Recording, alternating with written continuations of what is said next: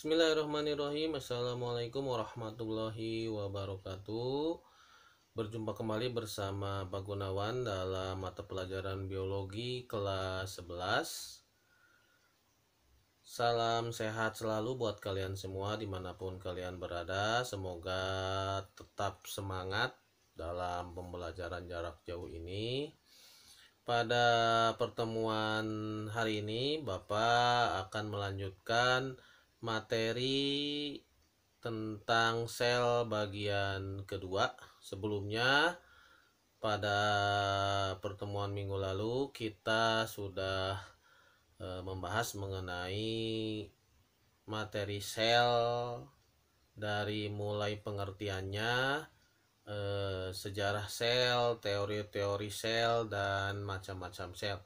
Untuk hari ini kita akan membahas mengenai struktur dan fungsi dari organel-organel sel. Organel sel yang pertama yaitu membran sel atau membran plasma. Membran sel tersusun atas lapisan fosfolipid yang berlapis ganda atau bilayer, protein serta karbohidrat dan lemak. Membran sel memisahkan bagian-bagian dalam sel dengan lingkungan di luarnya. Membran sel berfungsi sebagai pengatur keluar masuknya molekul-molekul tertentu dan bersifat semi permeabel. Organel sel yang kedua ada inti sel atau nukleus. Inti sel adalah organel yang paling menonjol dibandingkan dengan organel sel lainnya. Struktur inti sel terdiri dari membran inti, nukleoplasma, nukleolus, dan kromosom. Adapun fungsi inti sel untuk mengontrol seluruh kegiatan sel seperti reproduksi, respirasi, pertumbuhan, pembentukan protein dan senyawa lain, serta pembuangan zat sisa dan lain-lain. Yang ketiga ada plasma sel atau sitoplasma, berbentuk cairan semi transparan dan kental. Plasma sel mengandung berbagai jenis senyawa organik dan anorganik. Juga di dalamnya terdapat berbagai macam reaksi kimia atau proses hidup. Sitoplasma dilengkapi dengan organel-organel seperti mitokondria, RE, ribosom, kloroplas, dan yang lainnya. Yang keempat ada mitokondria. Mitokondria berperan dalam proses pembentukan energi. Mitokondria banyak mengandung enzim respirasi atau pernapasan.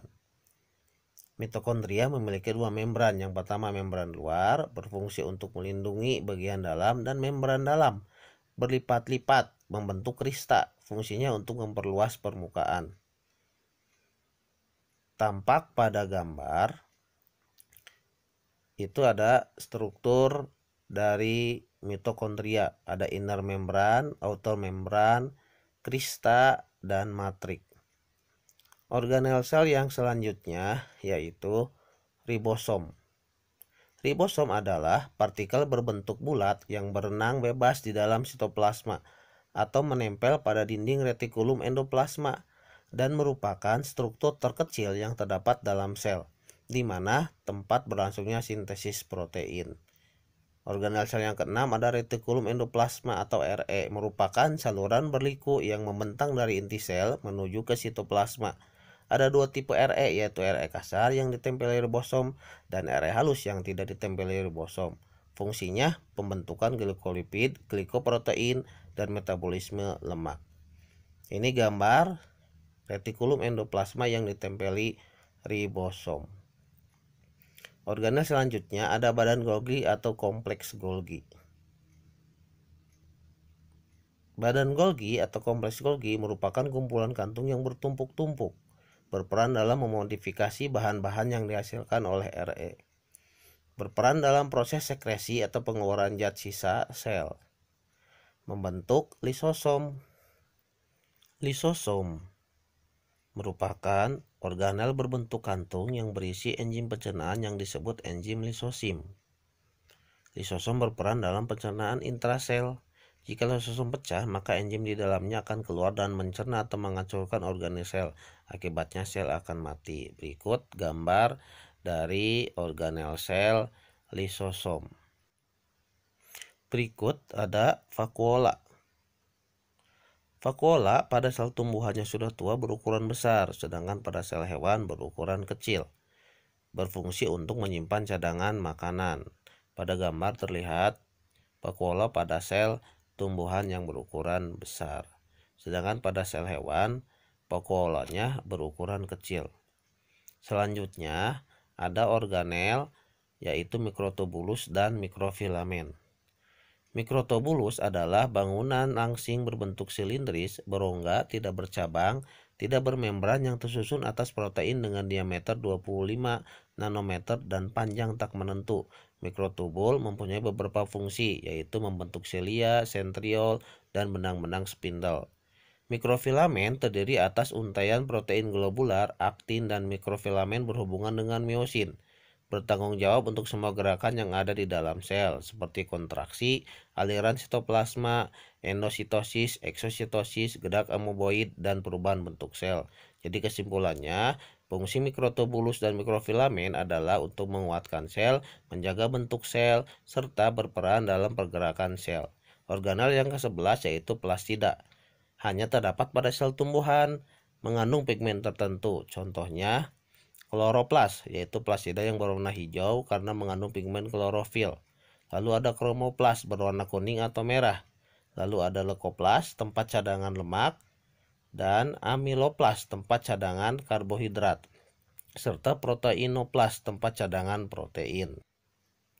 Berikut ada gambar kloroplas. Terlihat struktur dari kloroplas, yaitu membran dalam dan membran luar. Terus ada grana, yaitu tumpukan tilakoid. Ada tilakoid serta membran tilakoid, tempat energi cahaya ditangkap oleh klorofil dan diubah menjadi ATP. Lalu ada stroma, tempat penyimpanan hasil fotosintesis. Organel selanjutnya ada sentriol. Sentriol berperan dalam pembelahan sel dan hanya dimiliki oleh sel hewan. Untuk organel yang terakhir ada dinding sel. Dinding sel hanya dimiliki oleh sel tumbuhan dan bersifat kaku, tersusun atas polisakarida berupa selulosa dan pektin. Fungsi menjaga bentuk sel, menjaga sel dari pengaruh mekanisme dari luar. Dinding sel memiliki saluran tempat keluar masuknya berbagai zat yang disebut dengan plasmodesmata. Nah, ini adalah contoh dari dinding sel pada sel tumbuhan. Nah, itulah struktur dan fungsi organel-organel sel yang bisa Pak sampaikan hari ini. Berikutnya ada tugas buat kalian. Yang pertama, amatilah bagian-bagian struktur sel tumbuhan dan sel hewan. Kemudian lengkapilah tabel berikut dengan tanda positif atau ada dan negatif atau tidak ada pada kolom yang sesuai. Setelah itu, identifikasi organel yang ada pada sel tumbuhan dan sel hewan. Masukkan perbedaan yang tampak ke dalam tabel berikut. Kerjakan tugasnya dan kirim ke Bapak ya. Baiklah, mungkin itu saja materi yang bisa Bapak sampaikan pada pertemuan kali ini. Jika ada yang belum paham, silakan hubungi Bapak melalui telepon atau WhatsApp atau aplikasi lainnya. Jika ada kesalahan, Bapak mohon maaf. Jangan lupa kerjakan tugas-tugas yang ada pada tabel tadi. Bapak cukupkan sekian. Terima kasih. Wassalamualaikum warahmatullahi wabarakatuh.